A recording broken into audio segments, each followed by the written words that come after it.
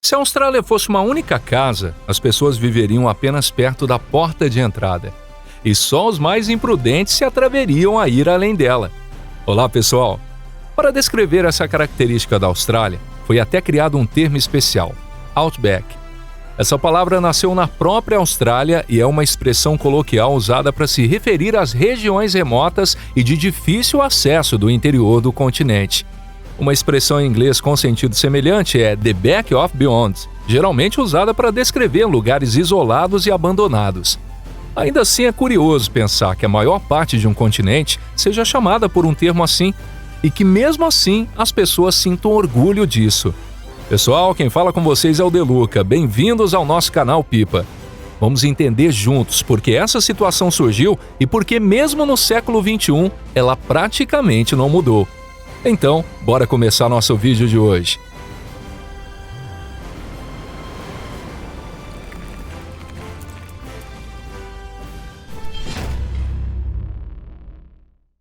História da colonização. A Austrália é o único país do mundo que ocupa um continente inteiro como território. Ainda assim, sua área é menor do que a da Antártida, sendo o menor dos continentes. Considerando também a ilha da Tasmânia, a Austrália tem uma área de 7.692.000 km². Claro, isso é bem menor do que a área da Eurásia, mas mesmo assim o território australiano ocupa o 6º lugar no mundo, atrás apenas da Rússia, Canadá, China, Estados Unidos e Brasil. No entanto, a Austrália tem mais um aspecto curioso. Apesar do seu território imenso, sua população em 2025 era de apenas 27.600.000 pessoas. Não é surpresa que a densidade populacional da Austrália, com cerca de 3,3 a 3,5 pessoas por quilômetro quadrado, esteja entre as mais baixas do mundo.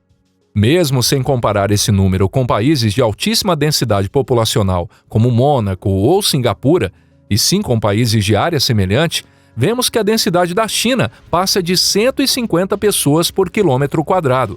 A dos Estados Unidos é cerca de 38 e a do Brasil gira em torno de 26.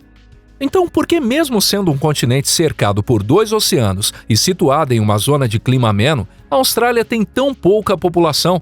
Vamos falar do clima um pouco mais adiante, mas antes disso, vamos entender a história da colonização da Austrália. A baixa densidade populacional desse país está profundamente ligada à sua história. Os primeiros aborígenes australianos chegaram a esse continente há cerca de 50 a 60 mil anos. Acredita-se que tenham migrado das ilhas da Indonésia e da Nova Guiné, mas ao que tudo indica, nem mesmo para eles essa terra era especialmente fácil de habitar. Caso contrário, por que ao longo de dezenas de milhares de anos eles não domesticaram nenhum animal nativo dessa terra? Por exemplo, poderiam ter domesticado cangurus. Eles poderiam servir como guardiões tão confiáveis quanto lutadores de MMA, além de adorarem lugares confortáveis como os gatos. Então, não parece uma ideia tão ruim assim, né? Bem, talvez não tenham se dado bem com o temperamento deles ou tenham havido outros motivos. De qualquer forma, os povos indígenas não chegaram a formar grandes estados ao longo de 50 mil anos. Por isso, quando o Capitão Cook chegou à costa leste da Austrália em 1770, ele não encontrou uma resistência organizada em grande escala. Ocupou facilmente a região e a declarou território britânico. Naquela época, a população da Austrália variava entre 315 mil e 750 mil pessoas, mas elas estavam divididas em cerca de 500 tribos, além de falarem línguas diferentes.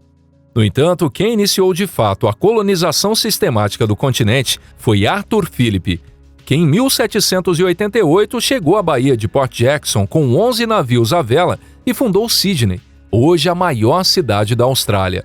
Naquela época, e ainda por vários anos depois, ninguém se aventurava a avançar para o interior, e o desenvolvimento do continente se limitava às regiões costeiras.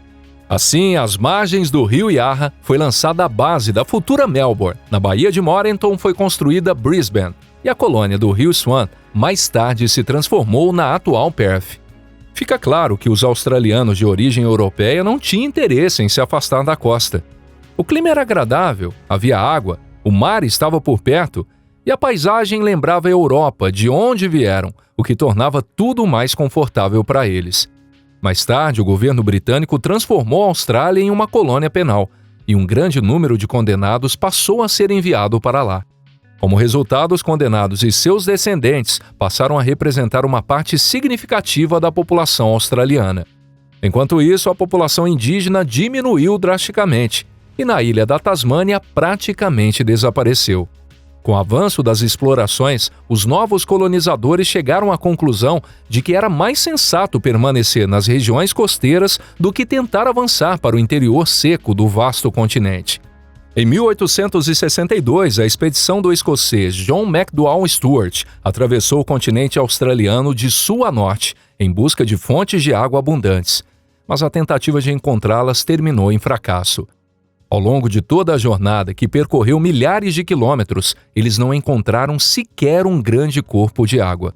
Por isso, até meados do século XIX, cerca de 400 mil não indígenas na Austrália viviam principalmente nas regiões costeiras.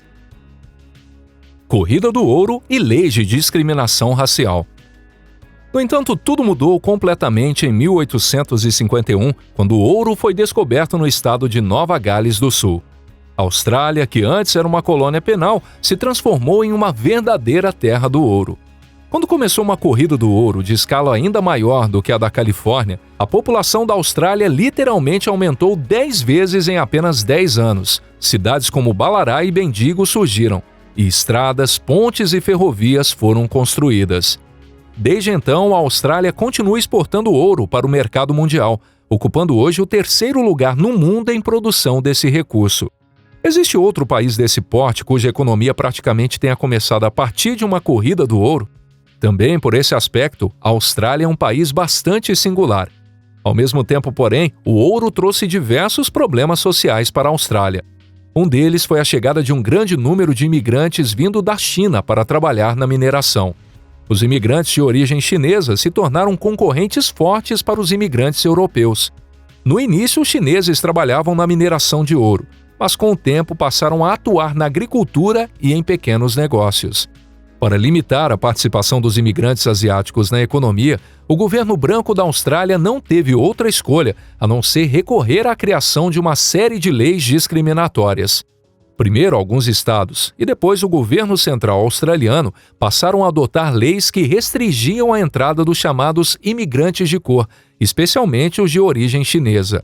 Foi em 1901 que esse tipo de legislação passou a ser aplicado em todo o território australiano. Essas regras limitaram a entrada de imigrantes considerados de cor, e todos aqueles que o governo julgasse ter entrado ilegalmente eram deportados. Além disso, foram introduzidos testes em línguas europeias e outras restrições para os imigrantes. Naturalmente, o principal objetivo desses testes não era avaliar a alfabetização, mas excluir pessoas não europeias. Como resultado da aplicação dessas leis e restrições raciais, conhecidas como Política da Austrália Branca, a imigração proveniente de países asiáticos permaneceu extremamente baixa até a década de 1970. A proibição da imigração asiática acabou sendo um dos fatores que impediram o desenvolvimento de assentamentos no interior da Austrália, além de limitar o crescimento da indústria e da agricultura nessas regiões. A partir de 1975, muitas dessas restrições raciais foram abolidas por lei, mas seus efeitos continuaram a ser sentidos por muito tempo depois. Mesmo hoje, a proporção de pessoas de origem chinesa na população da Austrália permanece abaixo de 5,5%. O principal fator que impede a fixação populacional. No entanto, a principal razão pela qual a maior parte do continente australiano não foi ocupada é o clima seco. A principal característica da Austrália, tanto no passado quanto hoje, é sua localização geográfica e as condições climáticas que dela resultam. Isso porque cerca de 70% a 80% do continente é composto por desertos e regiões semiáridas. Nessas áreas, a precipitação é extremamente baixa, enquanto a evaporação é alta, o que faz com que secas prolongadas ocorram com frequência. As regiões mais secas do planeta são o deserto do Saara e o deserto da Arábia. No Saara, a média anual de precipitação é cerca de 25 milímetros, enquanto no deserto da Arábia é inferior a 100 milímetros. Nesse aspecto, a Austrália não difere muito dessas regiões. Aproximadamente 40% do seu território recebe menos de 250 milímetros de chuva por ano, e cerca de 70% recebe menos de 500 milímetros anuais. Com esse nível de precipitação, é impossível cultivar sem irrigação. Em termos de temperatura, grande parte da Austrália também se aproximam das condições dos desertos mais quentes do mundo. Nessas regiões, as temperaturas de verão ultrapassam os 40 graus Celsius, podendo chegar a 50 graus em algumas regiões. Sob o sol escaldante, o solo seca completamente, e mesmo quando há uma quantidade maior de água em determinado momento, a irrigação irregular torna a terra totalmente inadequada para a agricultura. Ainda assim, na maior parte da Austrália, a agricultura irrigada só pode ser praticada de forma bastante limitada. O fator fundamental que impede o desenvolvimento da agricultura irrigada é a escassez de água. Um viajante exausto muitas vezes olha para o relevo e imagina que logo adiante deve haver um vale por onde corre um rio. E de fato esse vale aparece, moldado por um rio, mas sem água alguma. Trata-se do que é chamado de creek, um rio geralmente seco, semelhante aos uades do deserto do Saara. O sistema hídrico mais conhecido, o sistema Murray-Darling, só consegue fornecer água a uma área bastante limitada no sudeste da Austrália. E ainda assim, principalmente as regiões costeiras. No entanto, sob os vastos planaltos do interior australiano, castigados pelo sol, existe a grande bacia artesiana. Na Austrália há grandes expectativas em relação a essa fonte de água, mas isso ainda pertence ao futuro. Na prática, atualmente, a extração de água subterrânea sob pressão custa muito mais do que os benefícios que ela pode gerar. Além disso, na Austrália também se discute um projeto extremamente ambicioso de utilizar água do mar para encher a bacia do Lago Eyre. Dizem que para criar esse lago seria necessário escavar centenas de quilômetros de canal.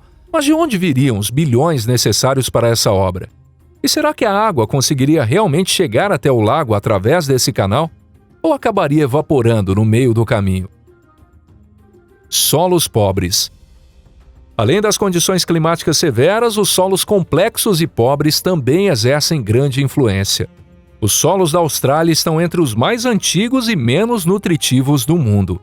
Isso acontece porque, em comparação com outros continentes, a estrutura geológica da Austrália é pouco diversificada. Cerca de 2/3 do território são formados por plataformas do período pré-cambriano, onde não ocorreram grandes deformações da crosta terrestre ao longo de centenas de milhões de anos. Enquanto na maior parte de outros continentes, cadeias montanhosas dobradas se transformaram em profundas bacias geossinclinais e as linhas costeiras mudaram constantemente, na maior parte da Austrália quase não houve atividade tectônica, e todas as mudanças geológicas se limitaram à denudação, ou seja, ao acúmulo de rochas fragmentadas por intemperismo e erosão. Durante centenas de milhões de anos, essa região não teve atividade tectônica intensa, nem vulcanismo significativo, e também não houve formação de geleiras. Aqui não ocorreu, em larga escala, a renovação das camadas do solo como aconteceu em outros continentes. Como resultado, formaram-se solos pobres em nutrientes e com alto teor de sal, prejudiciais para a agricultura. Mesmo quando por um período surgem condições favoráveis e se forma uma camada fértil, a falta de água e as altas temperaturas fazem com que o solo se degrade rapidamente, tornando-se inadequado para o cultivo. Quando os solos férteis se deterioram rapidamente, torna-se necessário investir em irrigação intensiva e fertilização, o que é extremamente difícil.